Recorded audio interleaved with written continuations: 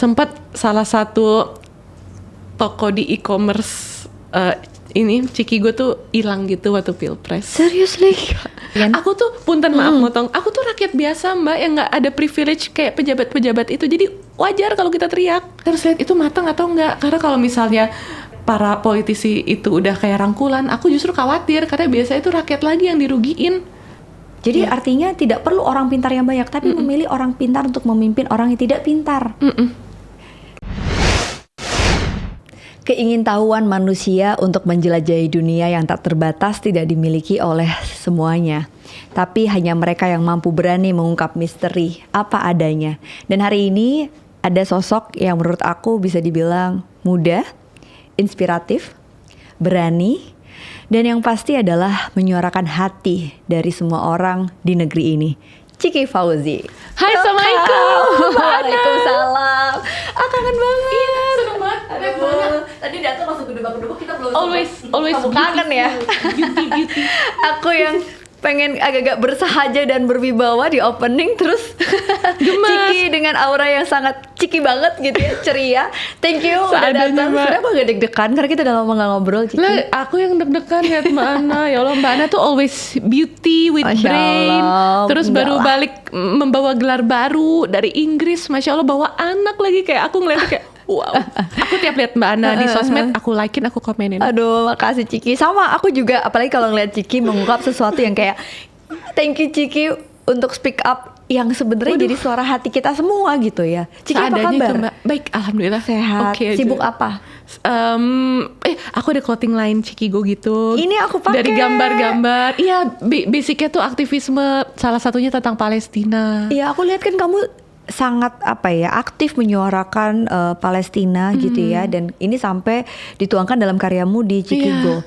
Boleh tahu nggak apa sih yang melatar belakangnya? Tentu kita semuanya mendukung ya, tapi Ciki sampai benar-benar all out itu gitu. Wah iya, all out banget sih. All out banget gitu. All out. Nah awalnya adalah mungkin kayak karena ibuku ya, rootsnya ya gimana pun juga. Kalau di keluarga adalah idolaku. Oh masya Allah, masya Allah.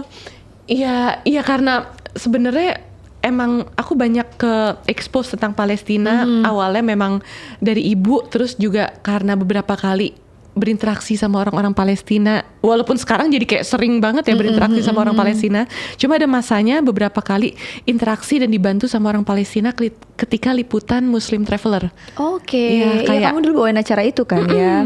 Kayak waktu di Serbia gitu, di Belgrade ibu kotanya ada satu masjid namanya Bayrakli yang ternyata tuh yang menghidupi tuh orang-orang Palestina. Jadi mereka menyapa. Karena aku pakai kefieh waktu itu winter kan, udah dingin banget kena angin, terus pakai kefieh dari classmate aku pas aku kuliah di Malaysia, namanya Muhammad gitu. Waktu graduation Muhammad kasih aku kefieh dan aku pakai, dan mereka tuh langsung approach itu, that's a symbol of our people being resilient gitu.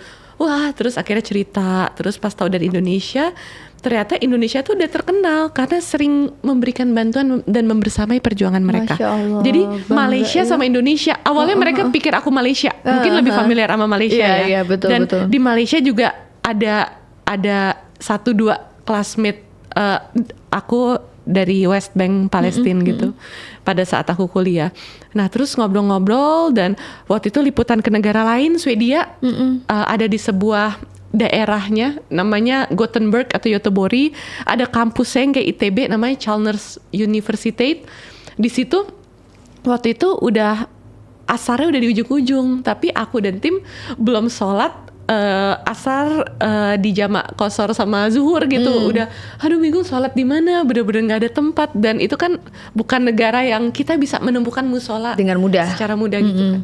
Terus ada mungkin karena aku pakai kerudung ya, ini tuh jadi kayak kontrol gitu loh kemana-mana. Itu identitas kamu gitu ya pada kalau saat yang itu. cowok-cowok kan nggak pakai kerudung kan, jadi orang nggak tahu tuh mereka Muslim dan ada kebutuhan sholat.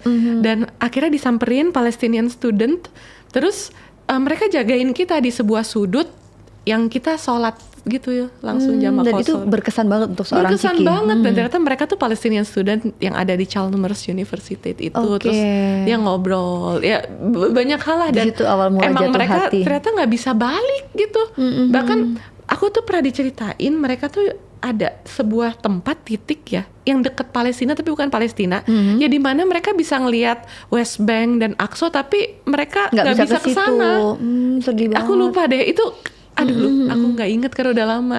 Cuman intinya adalah sampai segitunya gitu, mereka nggak bisa ke tanah mereka sendiri. Dan pas pulang belajar ngobrol sama ibu, jadi ibuku tuh punya kebiasaan bahkan sebelum meninggal tuh ibu tuh bilang kayak adik sama kakak jangan lupa terus hidupin meja makan ya, kasih makanan-makanan snack gitu. Dan emang itu kebiasaan ibu, meja makan tuh jadi ruang diskusi. Jadi kita sibuk masing-masing, tapi kalau makan ya kalau di rumah sebisa mungkin bareng. Jadi ayah suka manggil adek, kakak makan bareng, turun. Dan sambil makan ibu tuh biasanya buka diskusi-diskusi yang intelek. Walaupun beberapa kali aku kayak capek ya, Bu, berat amat sih, makan aja Bu, gitu. Makan pakai diskusi gitu ya. Ibu tuh emang gitu banget, karena kan ibu tuh mau jadi profesor kan, udah associate profesor kan. Betul. Jadi emang kerjanya tuh bikin jurnal. Bahkan sebelum meninggal juga lagi riset-riset buat beberapa jurnalnya gitu di Klaten sama di Jogja. Daerah mana? Iya, sempet aku dengar kan beliau hadir di salah satu forum di tempat di rumah UII, sakit, UII, dan mampir ke rumah sakit di mana aku praktek di Jogja International Hospital, dan beliau sangat memberikan kesan yang luar biasa. Ngomongin soal ibu nih, maaf ya Ciki. Aku tahu, bahkan aku pun juga, kita semua kehilangan gitu ya sosok Marissa Haque. Berarti inspirasi dan kekuatan keberanian itu datang dari keluarga, dari meja makan diskusi itu. Iya, banget. Ajaran apa yang mungkin kalau itu tadi kan Ciki udah dewasa diajak diskusi hal-hal yang sifatnya intelek gitu ya sama ibu. Tapi apa sih kebiasaan kecil yang kamu ingat gitu yang kayaknya tuh kamu jadi sosok yang seperti ini? Hal-hal apa yang diajarkan? Gak tahu apa ya. Mungkin aku juga karena ngelihat banyak hal yang ibu lakukan itu tentang kayak kadang kalau kita ngerasa ada yang nggak benar harus ada keberanian untuk ya sedikit melawan arus gitu loh Mbak. Oke. Ini menarik nih soal keberanian untuk ketika kita merasa ada yang nggak benar, artinya integritas. Tapi harus yakin dulu kalau misalnya ini nih kayaknya emang harus ada yang disuarakan karena ada yang gak benar. Oke, karena aku melihat salah satu cuplikan video yang viral gitu ya di konten kamu dan di beberapa media lainnya yang cukup ya pasti menuai pro kontra gitu ya pada saat kita diskusi tentang kondisi Indonesia yang hari ini dengan berbagai hashtag itu. Menariknya adalah ya ini situasi yang memang ekspresi frustasi dan emosi sebagian masyarakat Indonesia hari ini. Dan kamu dengan berani menyuarakan itu di media dan dengan tenang gitu ya mengkonfrontasi. Enggak tenang juga, lagi tapi terlihat sangat tenang. Aku makanya pengen undang Ciki tuh, aku penasaran gitu ya. Untuk punya keberanian atas sebuah keingintahuan itu kan perlu ada sebuah value gitu. Pada saat itu value apa sih yang Ciki pegang? Value hal yang aku lihat di lapangan gitu nggak sejalan sama yang para pemimpin negara ini katakan. Oke, baik. Ngomongin soal kepemimpinan gitu. Sorry ya, aduh salah. It's okay, enggak, aman. Kan ini perspektif seorang Ciki gitu ya. Yang aku kan pengen. Aku tuh, punten maaf motong. Aku tuh rakyat biasa Mbak yang nggak ada privilege kayak pejabat-pejabat itu. Jadi wajar kalau kita teriak. Kita nggak ada privilege kayak mereka. Kita nggak yang naik mobil bisa tetot-tetot gitu, enggak. Jadi ya kita tuh ada di barisan yang dimana ada ibu-ibu ngantri gas meninggal. Kita ada di barisan di mana mobil rusak karena bensin dioplos gitu. Jadi menurut aku kita harus bersuara. Memang sedih banget, apalagi kalau aku lihat, aku sebagai banyak ya kelas menengah ini sekarang tuh kayak dark sindromnya muncul. Terlihat tenang di luar, tapi banyak banget ibu-ibu yang sebenarnya gegagapan di bawah.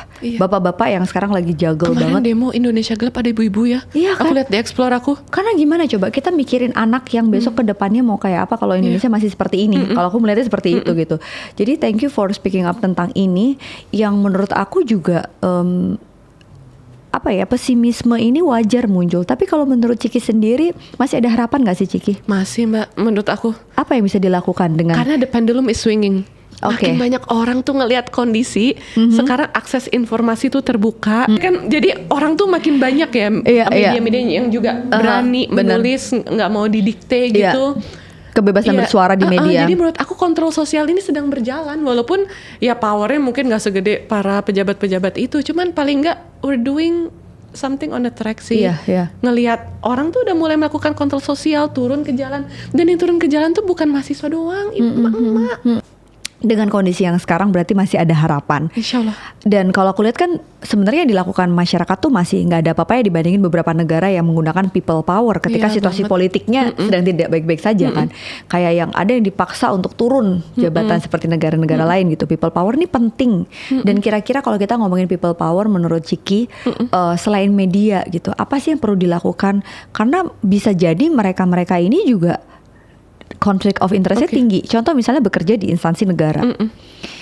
Politik dan kekuasaan itu sesuatu yang nggak bisa terpisahkan. Iya banget. Jadi pada saat di dalam instansi, di dalam birokrasi itu tuh kayak mereka ketika menyuarakan tuh menjadi kehilangan kesempatan untuk bisa mendapatkan penghidupan di situ. Iya, aku tahu Itu banget. Ada gimana, beberapa Ciki? teman aku kayak gitu. Kan? Iya, itu mereka kasihan sih Mbak. Aku tuh sering banget di DM sama orang yang bekerja di instansi pemerintahan tapi setuju gitu sama apa yang aku utarakan. Tapi nggak bisa ngomong. Bener-bener nggak bisa karena ada tanggung jawab gitu. Dan aku mikir ya mungkin aku tuh kayak gini karena I am alone gitu. Aku nggak ada tanggungan. Aku belum ada anak, keluarga gitu. Dan ya kalau orang tua sama kakak kan ya emang ya udah keluarga yang ini ya. Cuma maksudnya kalau aku udah punya anak sama suami, mungkin aku juga nggak seseruntulan kayak sekarang kali ya gitu, lebih memikirkan, lebih bijak gitu ya. Dan sebenarnya emang sebelum ibu meninggal, waktu ibu ngeliat aku demo di atas mobil komando gitu yang RUU Pilkada kemarin, Ibu bilang apa waktu ibu itu? bilang, aduh adek lebih bijak sama diri sendiri. Karena waktu itu sempat salah satu toko di e-commerce ini Ciki gue tuh hilang gitu waktu pilpres. Seriously? Ya Dan Allah. ada uang sekian juta di dalamnya. Itu hilangnya tuh kayak hah gitu. Abis aku nge-story sesuatu yang mungkin nanti aja off the record aku cerita. Oke. Iya, jadi dari situ ternyata ibu tuh khawatir ngomong ke asistennya. Itu saya khawatir deh sama adek Ciki gitu. Ini usahanya jadi gini. Jadi emang ibu tuh berpesan untuk aku lebih bijak sama diri aku sendiri. Gitu sih, itu yang benar-benar aku ingat, aku pelajarin. Tapi emang ada saat-saat dimana aku rasa ini juga harus disuarakan. Betul. Karena kalau enggak orang-orang berpikir mereka tuh merasakan kejanggalan ini merasa sendiri gitu. Jadi menurut aku harus ada orang yang menyuarakan. Mungkin selain media, menurut aku lewat karya sih. Lewat lagu, ada band Sukatani, tau gak Mbak? Ya, yang kemudian iya, itu diangkat menurut aku salah satu menjadi duta ya. Iya, cuman itu kan salah satu Caranya. kontrol sosial Iya, yang dilakukan lewat karya seni. Benar, sebenarnya Dan itu. aku bikin selain Palestine ada juga jaket demokrasi gitu, seri catatan demokrasi gitu tentang bagaimana menjaga Indonesia. Dan kadang ya kita harus ya bersuara, walaupun bersuara itu melawan teman-teman yang atau orang-orang ya, bukan teman kali ya yang kayak gitu, orang-orang yang Terbawa juga arus. orang Indonesia gitu. Tapi ya ada hal yang harus disuarakan gitu sih. Jadi Ciki masih punya harapan bahwa Indonesia akan terang. Insya Allah sih, insya Allah. Aku ngeliat the pendulum is swinging gitu. Orang semakin banyak yang melek, orang semakin banyak yang sadar. Dan ya mungkin ini hal yang biasa ya dalam menjalankan kewajiban sebagai warga negara.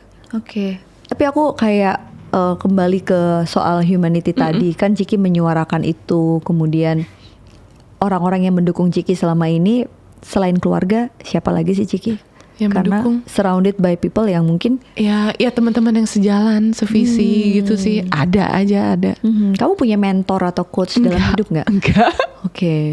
Tapi aku ya suka belajar, suka dalam lingkungan yang dimana aku bisa banyak belajar gitu. Jadi menjadikan orang-orang itu kontrol yang bisa membuat kamu belajar terus gitu ya. Atau updating myself dengan banyak informasi terkait demokrasi gitu, misalnya dengan menenggelamkan diri di antara teman-teman aku yang emang aktif di isu itu gitu. Tapi kayak mentor yang benar-benar mentor aku nggak ada sih. Kemarin juga baru selesai sekolah S2 kan, selamat. Iya. Iya, keren banget, Seadanya Ciki. Mbak, swasta di Jakarta. Kan itu bukan masalah ya di buat mana ya. melatih ini aja. Iya. Nambah. Kenapa Ciki memutuskan buat sekolah? Karena kalau orang lihat kan Ciki sebenarnya ya mungkin kayak ngapain sih, kan kayak Ciki udah dalam karir dan explore dan macam-macam gitu. Kenapa Karena kamu sekolah lagi? aku tuh ngerasa aku seniman banget. Dan sekolah tuh lumayan merapikan caraku berpikir. critical thinking dan lain sebagainya Iya itu ya. gitu, iya gitu sih. Nulis tesis aja kan ada rangkanya kan, itu melatih cara berpikir konstruksi cara ini ya berpikir Ciki yang seniman banget, kemudian dituangkan dalam sebuah pola pikir yang rapih gitu ya. Dan aku ngerasa aku harus punya ilmu untuk bisa menjual karya seni aku. Makanya S2 aku manajemen. Oh, manajemen. Nah, ngomongin soal akhirnya kamu bisnis iya, kemudian sebagai aktivis iya gitu ya, menyuarakan hati suara kami semua gitu masyarakat Indonesia. Aku tuh penasaran deh, dalam kehidupan personal kamu pernah nggak Ciki ketemu dengan orang yang kayak beda value? Beda arah, perspektif, Sering, kan. Tapi dulu tuh itu teman circle kamu. Sering, gitu. ada caranya? beberapa. Ya udah get along aja, kita nggak ngomongin hal yang kita berbeda. Oke. Kalau aku sih kayak gitu. Cari aman aja lah ya, hubungan tetap berjalan kayak baik. Nggak semua hal tuh harus diadu gitu menurut aku. Oke. Tapi kalau politik perlu diadu. Kalau politik iya, apalagi gagasan yang diungkapkan oleh para pejabat. Aku tuh yang menganut para pejabat atau para politisi tuh harus adu argumen karena gagasan mereka tuh harus diadu.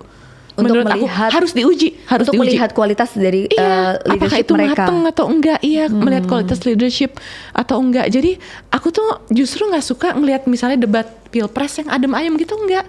Karena ketika mereka mengemukakan gagasan, menurut aku itu harus didebat dan diadu. Tapi tetap gitu. dengan ini ya, pastinya dengan nggak yang terus agresivitas gitu ya. Iya, menurut aku kalau agresif ya udah nggak apa-apa gitu. Sejauh mana agresifnya Ciki? Kayak mungkin kayak debat-debat Amerika, menurut aku itu keren sih. Walaupun tetap polite ya, tapi maksudnya agresif secara verbal. Iya, enggak lah, tetap santun. Tetap santun kan yang aku lihat. Dalam koridor santun, harus santun. Cuman gagasan-gagasan mereka harus diuji dan dibantai sih. Fokusnya di gagasan itu. Iya, kita harus lihat itu matang atau enggak. Karena kalau misalnya para politisi itu udah kayak rangkulan, aku justru khawatir karena biasanya itu rakyat lagi yang dirugiin. Menurut aku ya. Ya. Ketika mereka rangkulan artinya dalam koalisi yang nantinya jadinya ini mau dibawa kemana sih? Karena jatuhnya nggak visinya jadi nggak jelas gitu ya. Iya. Oke, baik. Jadi kalau dalam sebuah koalisi ini kan Ciki cukup aktif di politik gitu ya. Aku kayak mengamati aja sih. Sebagai satu pengamat. Like it or not, aku tuh sebenarnya nggak gitu suka politik ya. Ketika ibuku berpolitik juga aku nggak suka banget. Cuman makin dewasa aku ngerasa semua kebijakan itu ngaruh ke kita.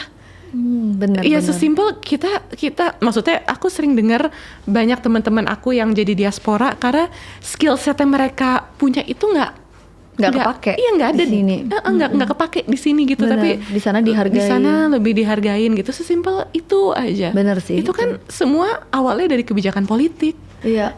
Aku ingat sama Filipina kan terjadi serupa ya pada saat terjadi estafet kepemimpinan di negara tersebut gitu, dan ternyata yang bisa menurunkan adalah people power gitu.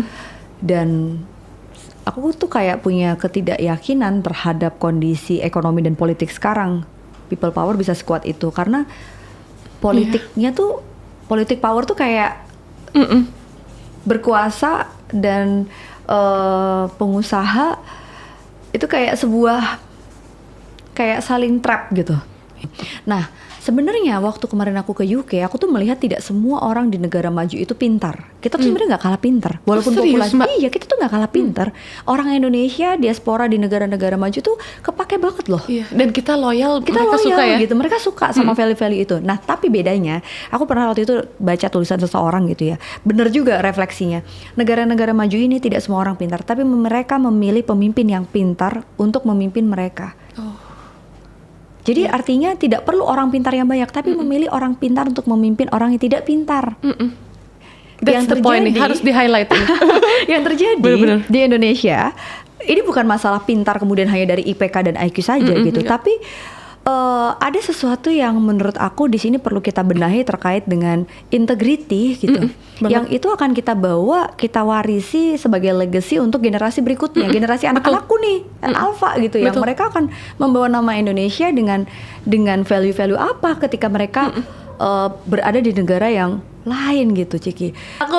Tapi kita tetap harus optimis gitu ya, bahwa sebenarnya kalau kita lihat tuh optimisme ini akan menjaga kita, atau hope ini akan menjaga kita untuk bisa tetap menjalankan hari demi hari. Iya. Karena satu hal yang aku pelajari, mereka-mereka yang bertahan hari ini, termasuk kita nih, kaum mendang-mending itu tadi, yang menengah itu, Iya, aku lagi.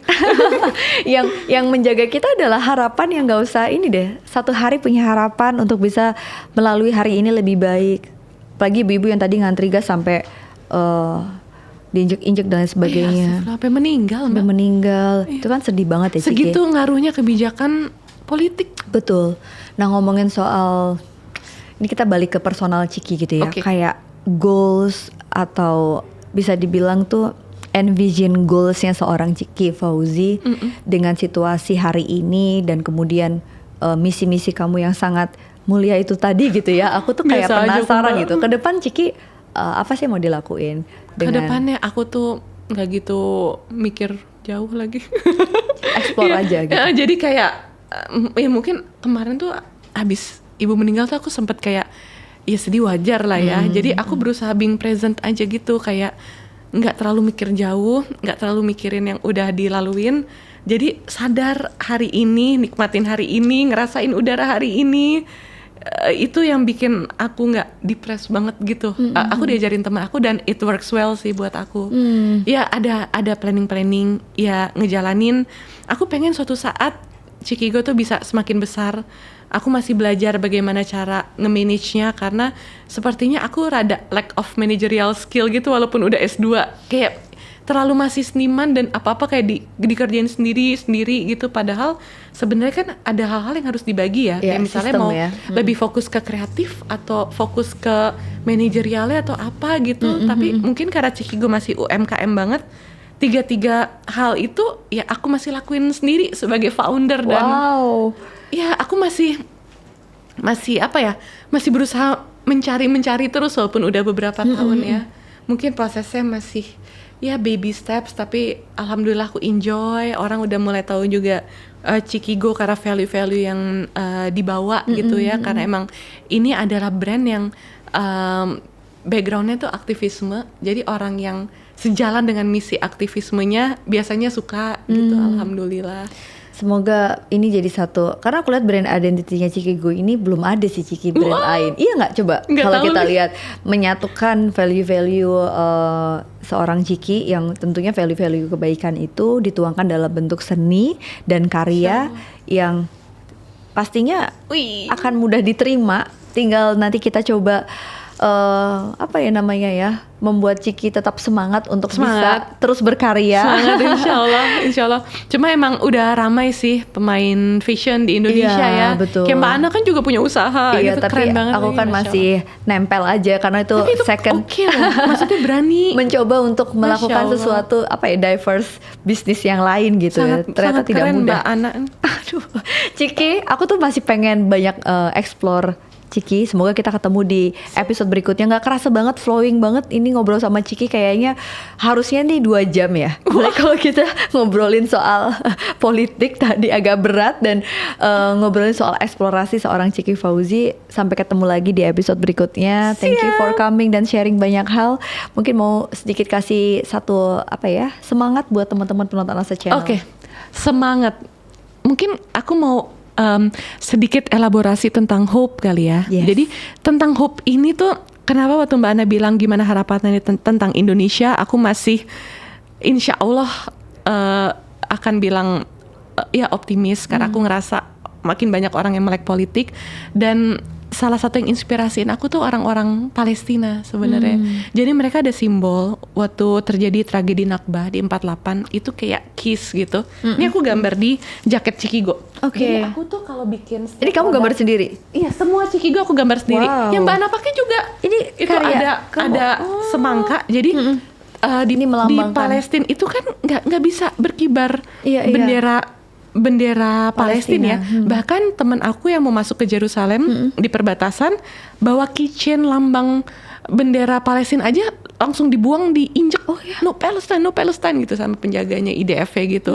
Makanya mereka pakai simbolnya semangka. Dan Masya Allah ya, kuasa Allah, ketika bendera Palestina nggak bisa berkibar di tanahnya, tapi berkibar di seluruh negara, apalagi ketika ada aksi-aksi Palestina. Nah, jadi ada simbol Nakba itu Oke. kunci. Oke. Jadi ini semacam hope. Jadi aku pernah ketemu salah seorang orang Palestina yang bapaknya itu ibunya atau neneknya gitu ya diusir pada saat peristiwa Nakba. Jadi rumahnya dihancurin, dibakar dan ibunya tuh masih ada kunci rumahnya dan ternyata ini kebiasaan banyak orang Palestina yang bereksodus pada saat peristiwa Nakba dan itu dikalungin terus diturunin ke orang yang aku ketemu itu di Serbia yang penjaga masjid Bayrakli Mosque itu di Belgrade dan aku tuh ngerasa tiap lihat orang Palestina ada lambang kunci ini hope. Mungkin pintunya udah nggak ada, bahkan Betul, rumahnya udah betul. nggak ada, udah Tapi di bulldozer dan sebagainya. Cuman lambang kunci itu, bahkan Masya aku lihat Allah. beberapa tuh dikalungin dan dikasih ke turunan-turunannya. Simbol dari harapan itu simbol itu. harapan suatu saat Palestina merdeka dan mereka bisa lagi tinggal di landnya. Dan dari hope itu juga sih yang harus kita jaga ya. milikin. Jujur dari isu Palestina tuh aku banyak belajar tentang hope, terus tentang resistance-nya kayak punten jaket mana Yes. bagian belakangnya. Ini kalau teman-teman lihat, Itu kan ada kefiah yang simbol resiliensi mereka Iya. yang dari kain itu dan ada segitiga resistance-nya. Ini Jadi ya? ini aku gambar juga segitiga kebalik resisten. Wah, Itu ini- kayak segitiga perlawanan mereka gitu kalau mereka lagi kayak diserang gitu.